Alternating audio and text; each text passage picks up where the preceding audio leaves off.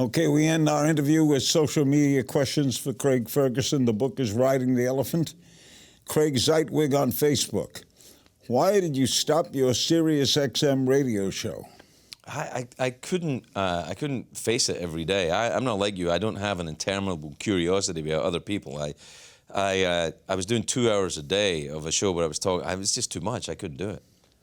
Jim Brooks on Facebook asks, what do you think of the late-night hosts who devote most of their airtime to political commentary rather than comedy and variety? That seems to be the norm now. Yeah, I think it's the way it is right now. I mean, I don't feel... Look, I'll be honest with you. I didn't watch any late-night TV before I hosted late-night TV. And since I finished late-night TV, I don't watch any late-night TV. You don't watch Colbert? I don't watch any of it. I go to bed. Or, you know, or I watch House Hunters International. Zachary Morgenstern on Facebook. When will you start another talk show like The Late Late Show? I don't think I'll do another talk show. I mean, I can't... Why don't you miss it? Because here's the thing... It was so much fun. Well, you know, thank you, and it was fun, but that doesn't mean you have to keep doing it. You know, I mean, I still talk to people, and I enjoy it. I just don't televise it all the time. Jeffrey Ewell, favorite thing about being an American? Because you became a citizen. Yeah, oh, I am an American, absolutely. I think put it to make it one thing. I don't know if I could do one thing. I like all of it. You know, I mean, I guess access to unlimited supplies of root beer. Sarah Jane on Facebook. What do Americans get wrong about Scotland, and what do Scots get wrong about America? That's an interesting question. I think Americans get wrong about Scotland that it's full of warring tribes. I don't think Americans think that, do they? I don't know what they get wrong about them as well. I tell you what Scottish people or British people get wrong about America. What? Everybody in Britain thinks Americans are all wildly eccentric people who are doomsday preppers. Really? Yeah, pretty much, yeah.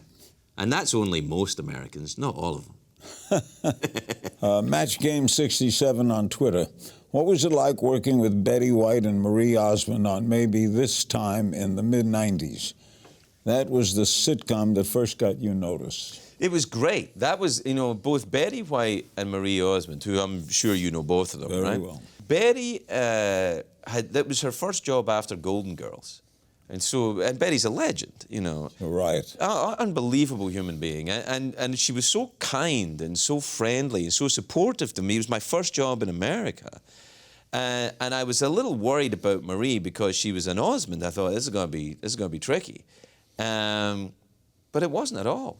They were both such earthy, funny, professional women. Oh, performers. Like, boom, you know, like they know their lines, they're there on time. You know, you get a work ethic from people like that I think is invaluable. You know, I think a lot of, particularly young performers, and I was one of them, think that show business is a relaxed, we'll get to it kind of thing. And it's the opposite of that. It's like, you better be on time, you better be nice, you better not park in the boss's parking space, and you better be ready to work. Did you like acting?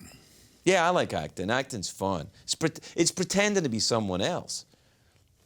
That's awesome. Deep Potter on Twitter asks, if given a chance, what would you like to make a remake of?